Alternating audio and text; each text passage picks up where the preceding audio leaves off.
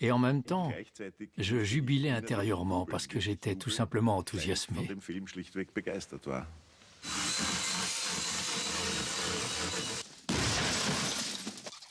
Un premier geste cinématographique fort. Michael Haneke y évacue toute forme d'explication, tout pathos, tout jugement.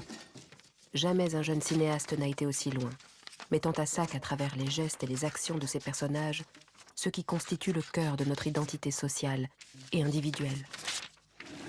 C'est en ce Nous sommes sens à que la le film... veille de la chute du mur qui va libérer l'hydre du capitalisme, posant ce jeune cinéaste comme penseur visionnaire d'une société déshumanisée, Ah dominée voilà. par le pouvoir de l'argent. Alors... Ah, c'est collector ça. Ah putain, je vais l'isoler puis je vais épingler Arte sur Twitter. Alors là pour le coup, Haneke est innocent. Haneke did nothing wrong. Arte analyse le film d'Haneke. C'est vrai que c'est assez proche de l'analyse que j'aurais pu en faire. Sauf que il cautionne, enfin la personne qui fait la voix off, le narrateur cautionne, la narratrice cautionne en fait ce sentiment-là et parle d'hydre capitaliste. Donc en fait, l'effondrement du mur de Berlin, c'est une mauvaise chose pour ceux qui ont connu le communisme, parce que ça libère l'hydre capitaliste. C'est incroyable, hein. Et ça passe crème, comme ça, sur Arte. Vous voyez, moi, je m'inflige des documents chiants comme ça, parce que ça me permet aussi d'en rendre compte, hein. C'est incroyable. Et ça, vous voyez, toutes ces choses-là, pourquoi c'est intéressant, c'est que les gens cultivés de la société française et occidentale, ce sont ces programmes qu'ils regardent, d'accord.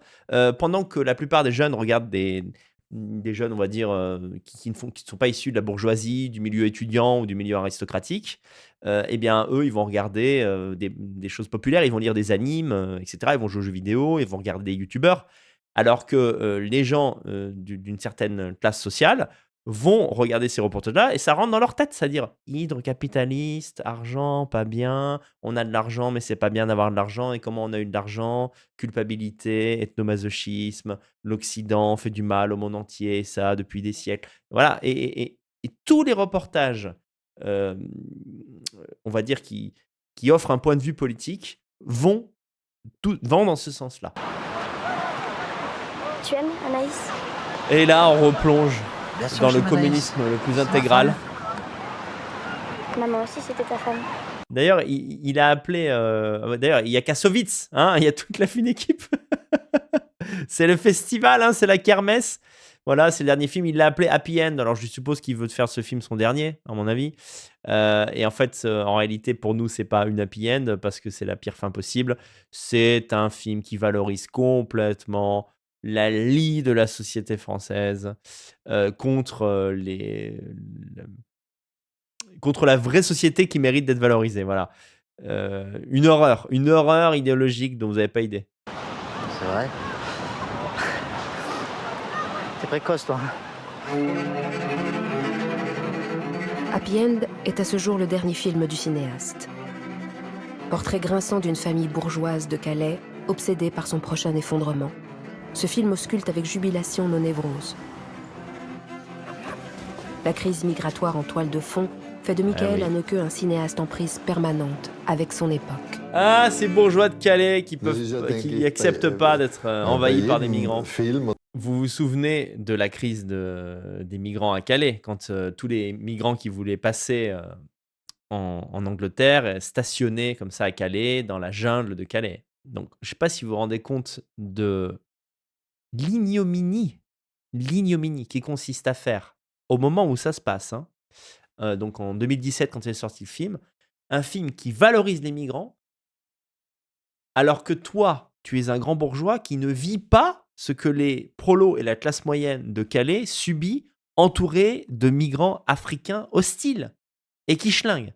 Et toi, tu es là, tu viens faire un film pour expliquer que les Français ne supportent pas ce qui leur arrive parce que ce sont des enculés, quoi.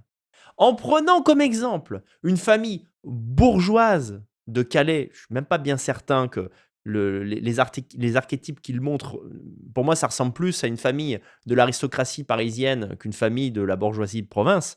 Mais en admettant que ça existe, en fait, le cinéaste en fait, jette l'opprobre sur cette société-là, alors que lui-même est un bourgeois communiste planqué qui regarde la déliquescence du monde occidental, qui s'en félicite, qui veut que l'immigration continue de plus belle, alors qu'il s'en protège par ses millions. C'est juste ignoble, quoi. Ça, Vous savez pourquoi les pauvres sont pas énervés par ça?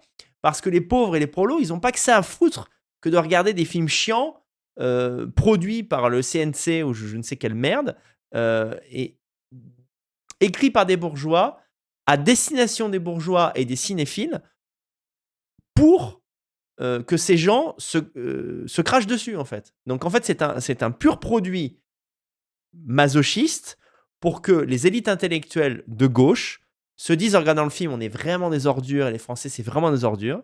Et la raison pour laquelle ça passe, c'est que ces films-là ne sont pas regardés par les gens concernés qui, eux, affrontent vraiment la réalité de la cohabitation, la mafia cannoise, la mafia du cinéma d'auteur à la française est extrêmement puissante en Europe et domine le jeu. Elle écrase de sa toute-puissance d'autres films qui mériteraient d'être probablement mis en avant. Et surtout, les propos de ces films sont odieux. Et sont de conclure très simplement. On voit ici la puissance et les relais dont bénéficie le gauchisme actuel. C'est effrayant, mais il faut se rendre compte aussi de ce que la jeunesse éduquée qui fréquente les facs de sociologie, qui fréquente les prépas littéraires, qui fréquente Sciences Po, enfin qui est à Sciences Po, etc. C'est de ça qu'ils se nourrissent. Donc si vous vous demandez pourquoi un type qui a 28 ans, qui vit pourtant dans la même France que vous, peut être un macroniste convaincu que les racistes et les nationalistes sont des cons, et même des gens dangereux, bah dites-vous qu'il est biberonné à cette culture-là, à cette culture de la haine de la bourgeoisie et de la haute bourgeoisie par la bourgeoisie elle-même. Donc c'est une haine autophage, et plus généralement, d'une détestation du monde occidental, qui est vu à la fois, alors ce qui est paradoxal, c'est qu'il est vu comme un monde mort, d'accord, un monde en train de mourir et un monde mort, mais qui nuit aux autres quand même. Donc il y a vraiment, en plus il y a une erreur même d'observation, c'est que l'Europe de l'Ouest, je ne crois pas que dans le cinéma Nonneke ça parle vraiment des États-Unis, pas que je me souvienne, mais l'Europe de l'Ouest est vue comme un poumon cancéreux démoniaque qui, en fait, en respirant, avale les autres peuples et leur donne le cancer. Je ne peux pas le résumer mieux que ça. C'est comme ça qu'Anneke présente notre civilisation.